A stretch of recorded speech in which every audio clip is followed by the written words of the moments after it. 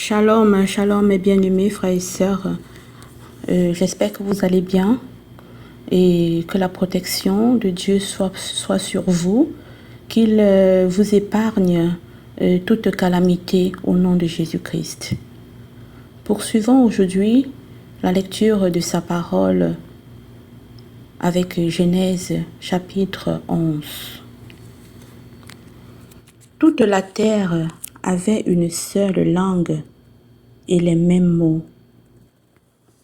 Comme ils étaient partis de l'Orient, ils trouvèrent une plaine au pays des Chinéars, et ils y habitèrent. Ils se dirent l'un à l'autre, « Allons, faisons des briques, et cuisons-les au feu. » Et la brique leur servit de pierre, et le bitume leur servit de ciment.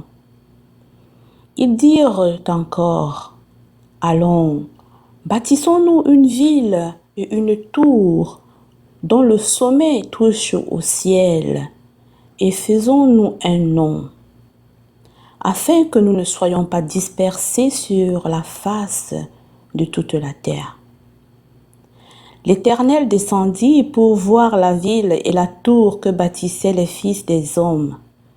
Et l'Éternel dit, « Voici, ils forment un seul peuple et ont tous une même langue.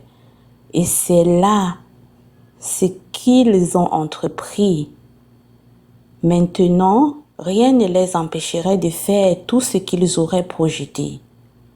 Allons, descendons, et là, confondons leur langage, afin qu'ils n'entendent plus la langue les uns des autres. » Et l'Éternel les dispersa loin de là, sur la face de toute la terre. Et ils cessèrent de bâtir la ville. C'est pourquoi on l'appela du nom de Babel. Car c'est là que l'Éternel confondit le langage de toute la terre. Et c'est de là que l'Éternel les dispersa sur la face de toute la terre. Voici la postérité de Sem.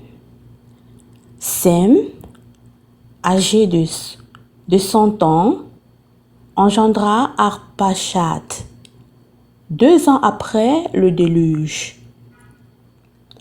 Sem vécut après la naissance d'Arpachad 500 ans, et il engendra des fils et des filles.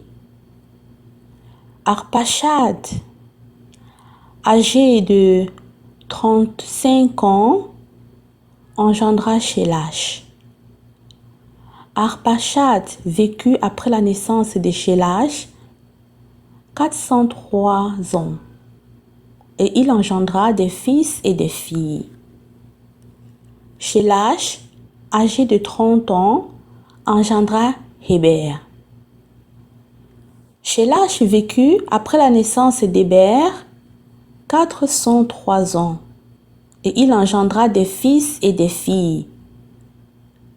Héber, âgé de 34 ans, engendra Péleg. Héber vécut après la naissance de Péleg 430 ans, et il engendra des fils et des filles. Péleg, âgé de 30 ans, engendra Réu. Péleg vécut après la naissance de Réu 209 ans, et il engendra des fils et des filles. Réu, âgé de 32 ans, engendra Sérug.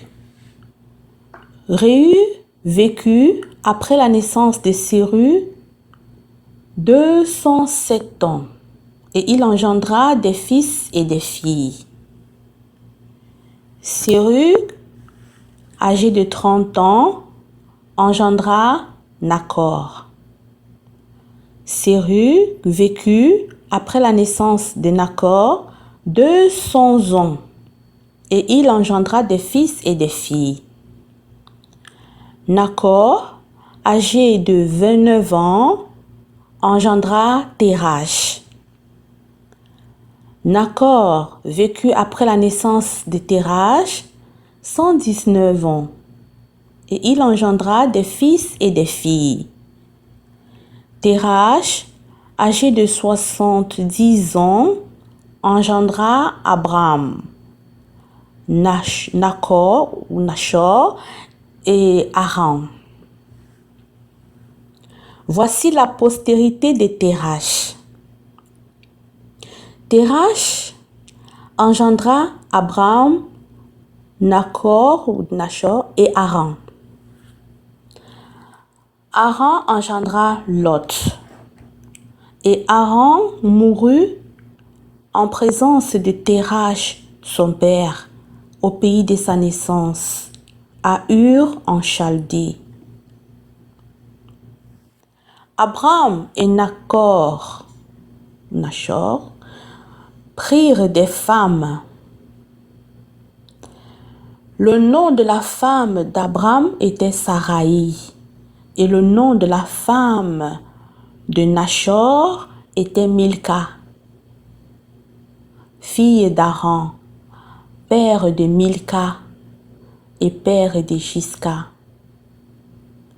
Saraï était stérile, elle n'avait point d'enfant. Térach prit Abram, son fils, et Lot, fils d'Haran, fils de son fils, et Séraï, sa belle-fille, femme d'Abram, son fils. Ils sortirent ensemble d'Ur en Chaldée pour aller au pays de Canaan. Ils vinrent jusqu'à Charan et ils y habitèrent. Les jours de Térach furent de 205 ans et Térach mourut à Charan. Merci Seigneur éternel pour ta parole. Louange à toi mon Dieu. Louange à toi Seigneur éternel. Gloire à toi mon Dieu mon roi. Merci. Soyez bénis frères et sœurs.